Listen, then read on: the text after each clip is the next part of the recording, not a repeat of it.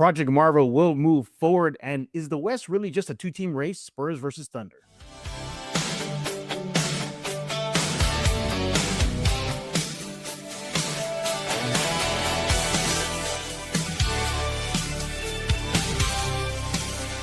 Welcome back to another episode of Spurs In Focus right here on YouTube, iTunes, Spotify, Amazon Podcasts. You pick a platform, we are there. Don't forget about the Substack, Spurs In Focus. Substack is completely free. Sign up, hit subscribe, join the crew right now. And as always, I thank you for making Spurs In Focus your first and only spot for all things San Antonio Spurs. Come here every time you want to talk about and check up on the latest on the silver and black. My name is Jeff Garcia, longtime Spurs writer in San Antonio. What are we talking about today? Project Marvel moves forward. That is the big talk right now in San Antonio. Yes, there will be no revote of a vote that the city did almost a year ago. So we're going to discuss that and then hear from and watch just how passionate fans, residents of San Antonio want this project to move forward. And then we're going to talk about the Western Conference. Is it really just a two-team race next year? You really just know it's just Spurs, Thunder, and that's it. Give one of those guys the crown already. The West. Let's talk about that and more. Let's go bring in our guest. He is back to join us on a Wednesday. He is Mr. James Pledger with San Antonio Sports Star. He's on X at I am Pledger, and the only man to take on Dr. Doom and win and live to tell about it. Good job, Pledger. I do what I can. I'm just trying to back the multiverse. Do you ever see that animated show where he takes on like almost half the Avengers and wrecks them? Fine. Jesus. People don't realize the substantial threat he truly is. It's just amazing. Like in the trailer, you hear Thor telling the crew, I don't think we ever faced a person like this before. And he pulled the Goku versus Trunks move with the finger block. It's like that. Yeah, thank you, Anime World, for going into the Marvel, bro. We appreciate that. All right, Pleasure. As you can see, everybody, he's at work right now, so we gotta respect his time. Let's dive into it right now. Pleasure, Project Marvel. That is a big talk right now in San Antonio.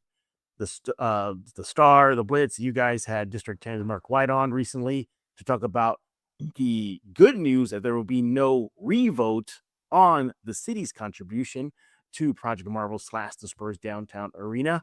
Before we get your thoughts on it, let's just show everybody how passionate residents of San Antonio are to see this project move forward. And one resident really laid into the mayor. Let's go put that on screen right now.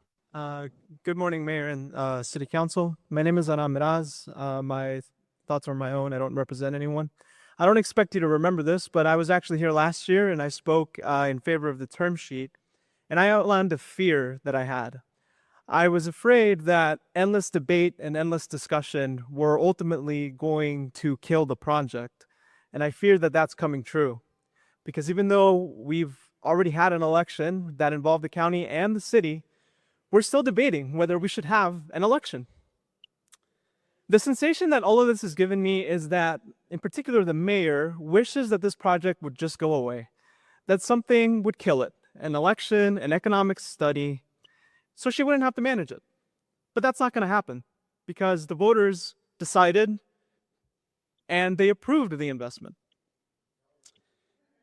The sensation that I get from the mayor is that she can't govern. And that's why she wants this project to die.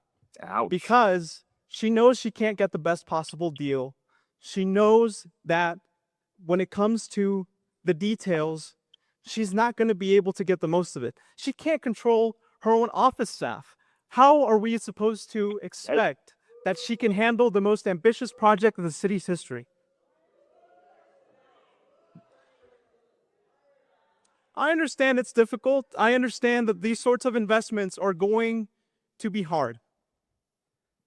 But that's when government should step in and be ambitious and provide projects and plans that are going to stimulate the economy, energize the city, provide stability and jobs. Order, please. Let's be respectful. These types of investments are how we got the Riverwalk. It's how we got Hemisphere. It's how we got the Spurs.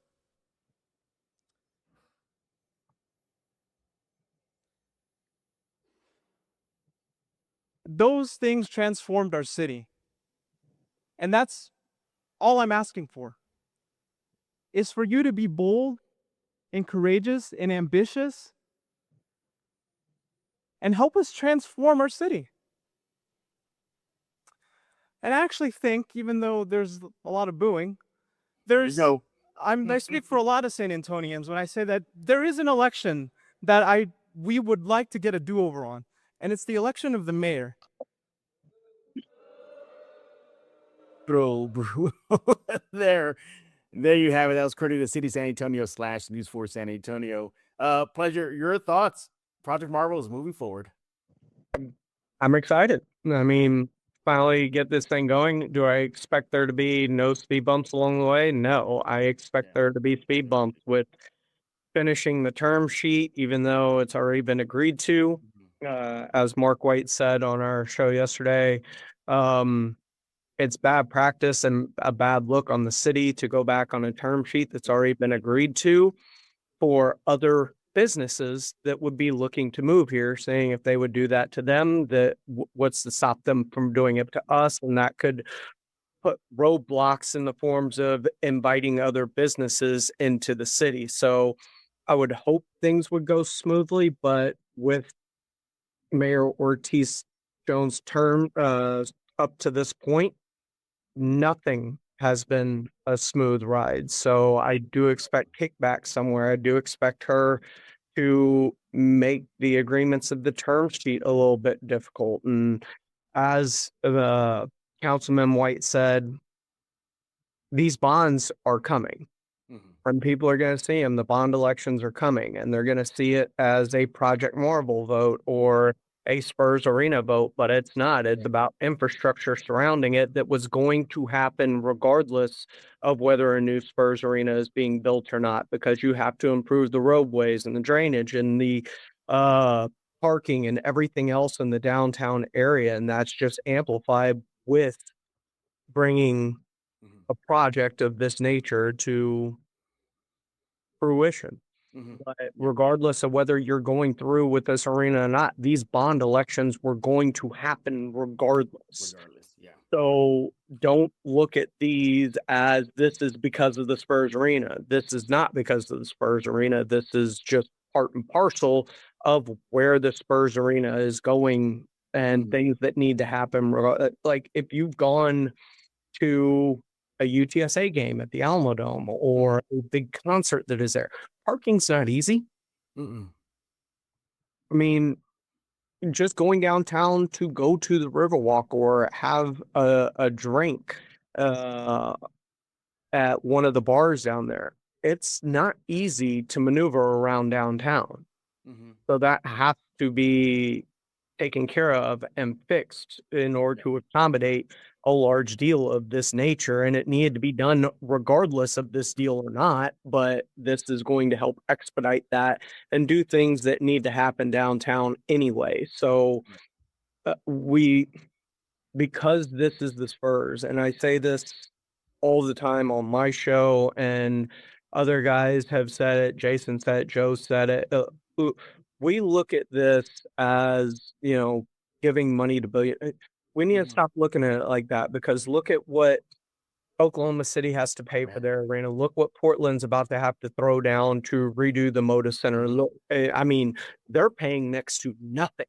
You're right. The Spurs are investing over $1.5 billion into and I think the latest it's gone up to over $2 billion into this out of their own pocket. What the city of San Antonio is on the hook for is minimal. Right. And I would say unheard of outside of what Steve Ballmer did to get the Intuit Dome built. Yeah. And it's unprecedented too, because it's not just the city is doing their part as well, but the county is also chipping in. The money from Texas, that use it or lose it for infrastructure, stadiums, is contributing as well. And what needs to be hammered is the fact that residents are not paying for this via property taxes at all. And I'm glad you brought up the state portion of this, because everybody keeps talking about like this vote and the 489 and whether, how it should be. It can't be used any other way. Nope. There's no way that Yeah. that San Antonio even gets. You got to use it for that. A new screen. You got to use it for that kind of stuff. Yeah. Like, it can't go to fixing drainage or parking lots or speed bumps or anything else. It can't be used to feed the homeless. Like, this money that they're getting from the state, this 489 million that everybody wants a vote on. It's not the city's money to be able to use in any way that they see fit. It can only be used for projects such as whether it's improvements to the Alamo Dome or building the Spurs Arena or a new convention center, stuff like that. That's the only reason they are even getting this money, is because the Spurs are going to get a new arena. Yeah, exactly. And it's good to see this is moving forward. Although I was a little surprised, Pledge 6-5 vote, man. When I saw the votes coming in, I was like, oh no. All she needs, the mayor, because she's the one who pushing for what she pushed for the revote, is just one of those to go on her side, and we got problems. Could you imagine? Remember, the initial term sheet vote was 7-4. So if the council people knew this going in, and one person has a part of the council of the district they represent for their council, and I'm not sure, I think it was 5 that swung the other way. But if the majority of that person's district, he can at least throw in the no vote, knowing it's not going to sway it, and appease his district for the appearance of, look, I did what y'all wanted, and it's still going through, even though he wanted it to go through and agreed with it. Like, that's a possibility. So you have to look at it from that terms too. Like, yeah, it got closer, but did it get closer because they knew they could afford to let it get closer and still appease his constituents to be able to, because these guys have to play a political game. They're running for office. They want to be reelected. So if you're doing what you can to please your constituents, you can at least make that argument so nobody can, use that against you in an upcoming election. Yeah, politics, man, politics. It all gets all. Sometimes you got to play the game, and may have been what that council person did was just play the game. Exactly. Well, there you have it. Just a quick update on Project Marvel. I bring it up because I don't know if you saw this on X. There was actually a fan of Spurs In Focus asking if we were going to address this on today's show. So, yeah, we will. But that just tells you, everybody, how much of a hot topic it is right now in the city of San Antonio. We had to talk about it. I just want to simmer down a little bit now. Well, for now, I don't know if you saw the mayor's press release after the vote went not her way. She pretty much said, hinting towards another vote regarding the bond stuff. So, she'll have something up her sleeve, something to throw a little wrench and everything. I hope not, though, Pledger. I hope not, because you got to get this ball going. I mean, the ball's already going, though. I mean, they already tore down the major building downtown, the Institute of Texas Culture. That's gone. You see construction pallets out there. It looks like it's ready to go. It's just gotta get going. So hopefully this will move forward. Hey, y'all want to hear more from District 10's Mark White and his chat with San Antonio Sports Stars, the Blitz? Go to their website, or just better yet, they just got to go to the X site, right? At SA Sports Star, and there's it there. You can find it there, YouTube, sasportstar.com, and the audio vault. It's wherever you choose to go looking for it, you can find it. Absolutely. You can also go to Spurs In Focus to see a portion of what Mark White had to say. And there you'll see a link directly to San Antonio Sports Stars website. And there you can catch it all there. Hey, we're not done talking silver and black. When we get back, is it just a 2-team race in the West heading to the new season? Spurs, Thunder, and that's it. Yeah, is it already boring already? We just know who's going to come out of the West? Let's talk about that coming up next right here on Spurs In Focus. As your one and only leader, I order you to subscribe to Spurs In Focus. And all hail Cobra!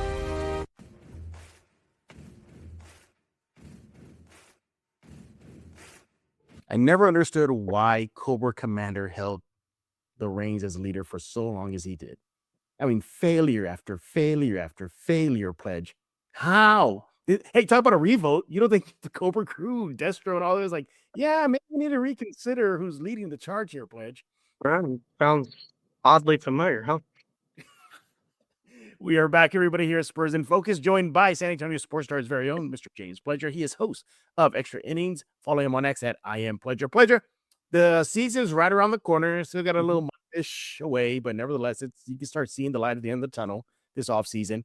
And as the league gets ready for the new season, when it comes to the Western Conference, why does it feel like it's just a two-team race? Spurs, Thunder, boring. We know who's going to come out. There's no really big competition for those two titans of the West. That we can really predict, like maybe the Western Conference Final is just going to be SA versus OKC again. And yay, why we were doing the regular season for the West. James, is it really just a two-team race in the West? Or are there some dark horses that can upset the apple cart? I wouldn't even call them dark horses. I mean, just think about what a pain in the thorn in the side that Denver has been over the years, and including this past year. They were up in it towards the end of the season. And let's face it, San Antonio was happy. They were playing the Thunder. Or, I mean, the T-Wolves, right? The T-Wolves, yeah. So you have to put Denver, because especially once you get into the playoffs, it comes down to matchups. So Denver is one of those teams that has done enough this offseason and has been there in the past to be able to give you that ultimate fear, right? I look at Minnesota. Like they lacked a secondary scorer. They addressed that with LaMelo Ball. Now, is it going to work? Only time will tell, but they have at least taken their main hole that they had in last season, which is a secondary scorer opposite Anthony Edwards, and they've given him that with LaMelo Ball. So, and he's a primary distributor. He can take the ball out of Ant's hands at times, because what would you say their primary best option at the league guard at times have been Mike Conley, who's like 57. Yeah, 57, he said. I mean, he played with like Yao Ming. No, you're right. Oh my God. Wow. He's been around for a while. So it's one of those. So he got the first ever Supermax contract by a player. Yeah. But like they've addressed some needs, and while the Lakers lost LeBron with that money, I think they've added some pertinent pieces to build around Luka Dončić. So, I mean, there are legitimate threats in the Western Conference outside of San Antonio and Oklahoma City. And let's not forget, Wemby finally played the 65 games to get eligible for those postseason awards, but that's not the normal. Yeah. So injury is always a concern, whether you're Oklahoma City. Oklahoma City dealt with a ton of injuries last year. I mean, SGA missed a lot of time throughout the season towards the end, which allowed the Spurs to keep it relatively close towards the end of the year. So you're talking about, is it a two-team race? Absolutely not, because injuries can derail any two teams in the Western Conference, and that's a big player when you're talking about who can be in the race at the end of the year. And then for the most part, you've got to look at the building of other teams. Like Portland was a big surprise this year. It's about to get Damian Lillard back. Yeah, and they had John Morant. So what are they going to look like this year with those additions? Is it going to work? Can John Morant recapture the upward trajectory we thought he was going to be on before all of the off the court issues that have kind of led to that, and injury have kind of led to this, souring of what John Morant is? But you put him in Portland, you add a young team that overperformed last season, and of course they changed their coach. No Thiago Splitter there anymore, so what's that going to look like? But you can't deny that they've at least upgraded the higher end of their roster with what they're getting and adding to the team this year that also includes Denny Abdin, Scoot Henderson, and Shaden Sharp. Yeah. And you also look at the up and coming teams too. Utah. Now, Utah maybe is not ready yet to take that massive leap, but you can see them being born on. Supposed to be either. Yeah, exactly. You can see them kind of handing the Thunder or the Spurs or even Denver some L's along the way, and that could cost them down the road. Like, God, that pesky Utah team. Whether the Rockets, your Rockets there, you're from Houston area. I mean, I believe Van Vliet is back, right? He is back. Yeah. All right. So is that all they need? True point guard. Yeah, that true point guard. That's it. They don't need to push him over into the upper crust of the West. We shall see, but it looks like they will. I want to go back to the Thunder, though. Do you think they lost too much in the offseason, losing Lou Dort? Chet coming off a horrific NBA Western Conference Finals performance versus Wemby. It feels maybe they lost some of the, especially with Dort, some glue guys that kind of brought that team together. Or as all as simple as that, if I was got SGA, they're good. I mean, they've got SGA, they've got Hartenstein, they brought him back. They still have Chet. I mean, they've got the Williams brother. I mean, it's not like that. This team is lacking Alex Caruso. They lost bit players, surrounding players, but they also replaced them with a bunch of guys that people really, really like, especially in the draft. So the Spurs are going to have to deal with this soon enough. You're not going to be able to keep the entire core together for forever. Everybody gets paid at some point, and at some point you have to make tough decisions on the periphery of your roster. And those glue guys, those guys on the edges, those guys whether it's a Keldon Johnson or Julian Champagnie or those guys out there on the edges. Those are decisions the Spurs are going to have to make in the next couple of years. The same way the Thunder are having to make those to stay under that luxury tax, because let's face it, you don't want to get into those aprons, and the Spurs don't want to get into those aprons. So it's going to be very interesting to kind of see how, look at Oklahoma City, because that is a roster model that the Spurs have very closely followed in terms of how they built this roster. And at some point, you have to make tough decisions on that roster. But the and the core, their core is together, of that roster is intact. And you've still got guys like Alex Caruso on that roster who is, you can talk about Dort, but I would much rather have an Alex Caruso than I would a Lou Dort. Yeah, absolutely. It's fun. I look back at the Spurs' march to the finals last year. It was actually the Blazers that gave them a lot of fits. And remember, if you recall back, the Blazers had the Spurs down by 20 or more in a couple of games. It took the Spurs to come back. Then you look at their march, and sure, they had a tough out versus the Thunder. And of course, we all know what happened in the finals. But my point is, you see teams on the rise, like a Portland team that's added John Morant, Denny's, obviously he's there. You also look at the Lakers. Sure, like you mentioned, they lost LeBron, but they brought in Kessler. They brought in some good supporting role players to fill around Luka. So, although as of now it is a seemingly on paper a 2 to 3 team race, throw in Denver as well.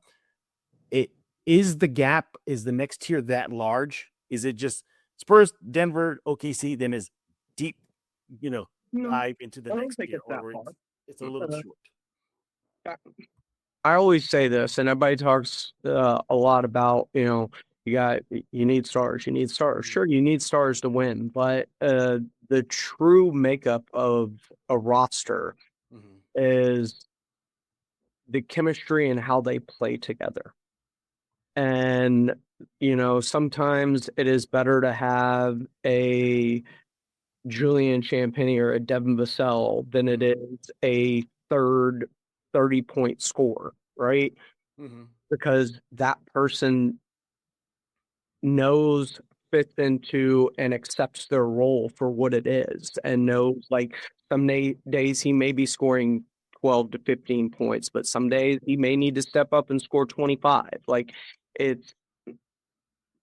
knowing your role is very important and is part of building a team, which is why super teams, I think, aren't as commonplace as they were after LeBron and them built the one in Miami, because the one thing about the thing in Miami that nobody really talks about is Chris Bosh's willingness to accept his role on that team.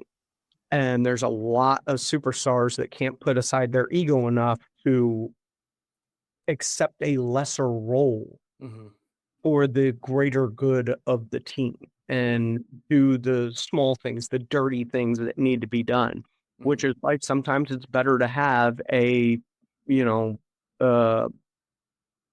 like a role player, just a guy who just knows his job. an Alex Caruso or even, or like Keldon Johnson, who knows he has to just do what he has to do. Yeah. Exactly. And Keldon's talked about his willingness to accept that role and how tough it's been throughout his career, going from kind of being the next guy at the point when he was coming up through the bubble to accepting this off the bench role with lesser minutes at times. And it's a very important mental gymnastics that certain players have to play to be able to really push a roster over the top. And I think we saw that a lot with the Spurs last year. I mean, De'Aaron Fox is a guy who, scored 25, 30 a game, was the guy down in Sacramento. He hasn't been asked to be that in San Antonio. Yeah, he doesn't need to be. Yeah. And that's very important when you're talking about how a roster is constructed. And I think, whether it's a Walker Kessler, like you have to see how all these pieces everywhere around the league mesh and join together and their willingness to take on the roles that are asked of them. But on paper, you look at some of them and it's like, that might be like the Walker Kessler room might be the perfect thing for Luka because he's not asking to split with LeBron. You can now build the team solely around a Luka-centric, the way it was in Dallas when they made that NBA Finals run. It was Luka and a bunch of guys that just kind of filled in the spaces and, 3-point shooters, defensive players, and it allowed Luka to be able to float defensively more so than anything. Yeah. But if you build a roster correctly, it can make a big jump, and sometimes the parts are better than the sum of the total talent. Yeah, absolutely. If we were talking about the Spurs Thunder, we threw in Denver. If you had to pick a team that you think will make a leap into that upper crust of the West, who do you think it might be? Outside of those three, those three teams. Do you think maybe your Rockets? Maybe now that I think too many players that are young have to take significant jumps. Amen Thompson being one of the first and foremost. But as far Minnesota, as maybe Minnesota, depending how the experiment with LaMelo Ball works out, the team that truly I'm intrigued to see on the court together is the Los Angeles Lakers, just because I think they've done the right things to put the pieces. It's about how a team comes together and how you build around certain players. And I think they built properly around Luka finally to potentially take this team to the next level, despite not having all these star players with big names and the star power that they've had before. Like, they don't need the star power. They had it with Luka Dončić. So can those pieces that they put around him fit perfectly to create that perfect team atmosphere that can take them to the next level? I think that's going to be very interesting. Plus, I think this is the first time JJ Redick's had a little bit more control over the roster that's been assembled for him. It's kind of been LeBron and the Bucks kind of tinkering around, and how they like their big name players and are always tied to them. This, I think, is going to be an interesting experiment to see roster that they've constructed this offseason with that money that they didn't have to pay LeBron James. Absolutely. All right. Well, there you have it. Those are our thoughts. Is it really just a two-team race in the West? We're saying no. There might be some teams that could be in play come the end of the regular season, heading into postseason. But what do y'all think? Is it just Spurs Thunder? Is it Spurs Thunder Denver? Is it somebody else? Other team? Let us know. Let Pledger know on X at I am Pledger. Let me know on X at Jeff G Spurs Zone. Hey, James, I think it's time to get a little nerdy, isn't it? It's always time to get nerdy.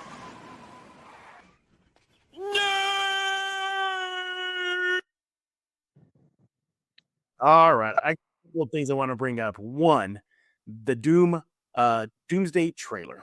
So we all saw it by now. Does the leap in the air with electricity, comes down with his weapon, and he's going for the head. He's going for the head as Thanos taught him. And what? I was asking, well, how can he do it? Well, because Doom, has magic. He taps into the magic world, and he's able to tap into that kind of energy. But my question to you, Pleasure, isn't Thor himself magic as well? Doesn't he come from a land of magic? Shouldn't he be one of the main guys that can give Doom run 1v1? I mean, he comes from the world of magic. He isn't magic, right? So, like, Loki was the magic user of the family. Right. His mother, Frigga, was a magic user. Thor's never been shown to use magic. He's relied on his strength and his power from the Odin Force. And so that has a lot to deal with it. When it comes to Doom especially, it's going to be interesting to see. We've all seen, and that trailer was everything I wanted. Just Doom farming for 2 minutes. That's all I want. And we're getting the OG Sentinels, not the sleek reptilian looking ones as we saw in Days of Future Past, but the OG looking ones. I love that. Yeah, I'm excited for Doomsday. But it's already interesting to kind of find out. We've seen the close-ups of his costume.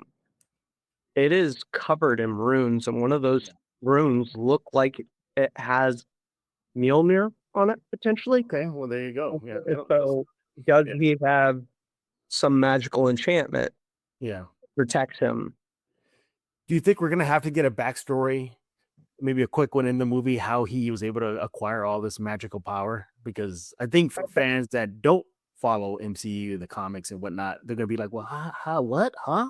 Like, why?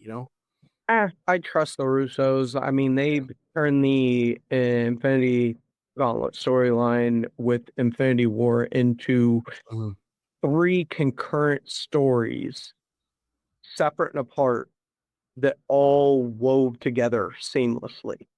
They followed what was happening on Earth and Wakanda and space with Peter and Tony and Doctor Strange, and then what was happening with Thor and the Guardians of the Galaxy, and then Thor going off to do his own thing on Nidavellir.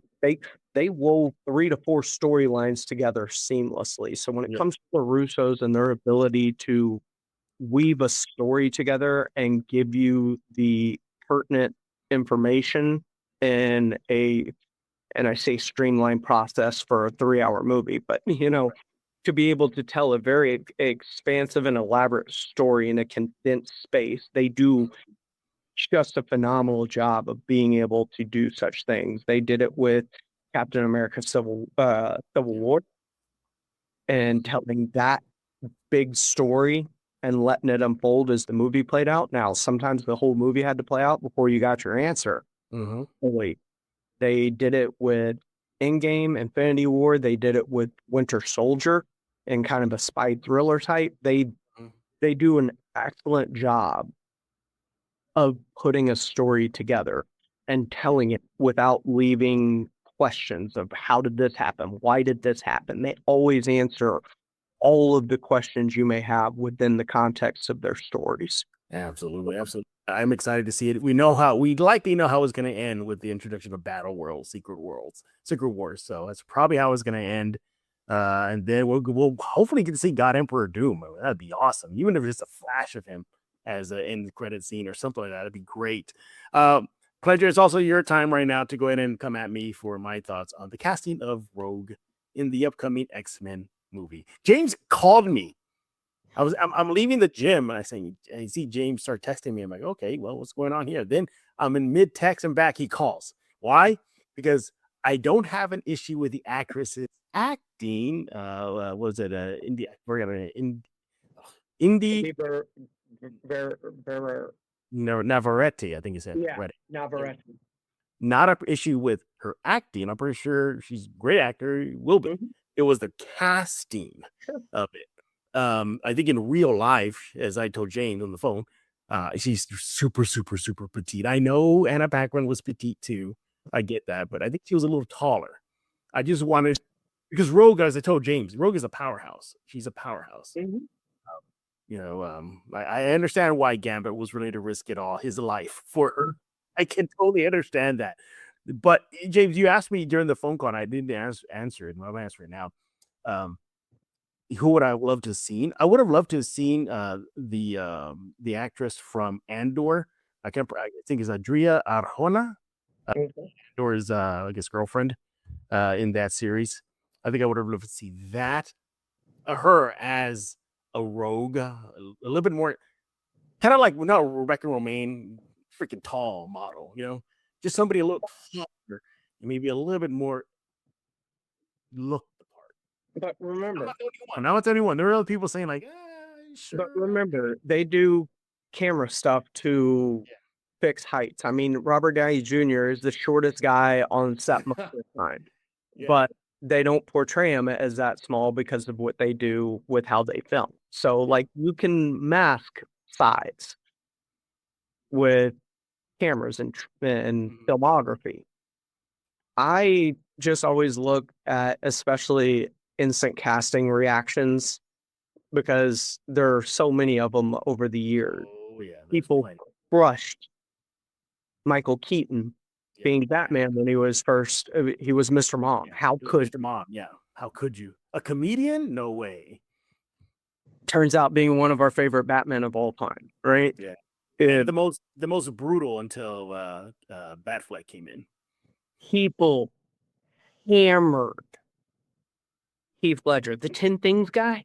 Yeah, exactly. He gave us the greatest adaptation of the Joker ever personified on screen. Oh yes. And Pattinson, you crushed Pattinson. Oh yeah, I didn't like it. I did not like it. Yeah, the vampire sparkly guy. That was a fan. And I told you one day, I was like, if you watch nothing but Twilight, then you don't know Robert Pattinson. He is a phenomenal actor. Yeah, exactly. And he ended up just crushing the Batman. It's one of my favorite movies. Like, it's so good. So Andrew Garfield was widely criticized when he was cast as Spider-Man. He probably gave us,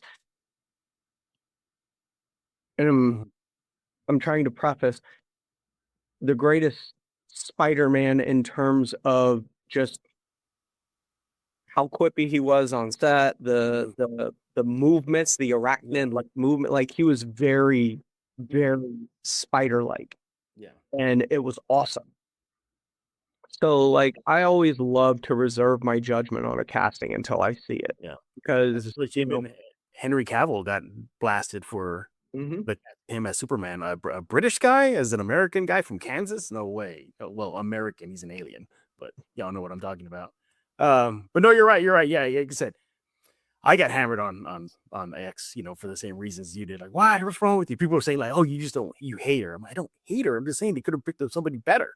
It could be better, though.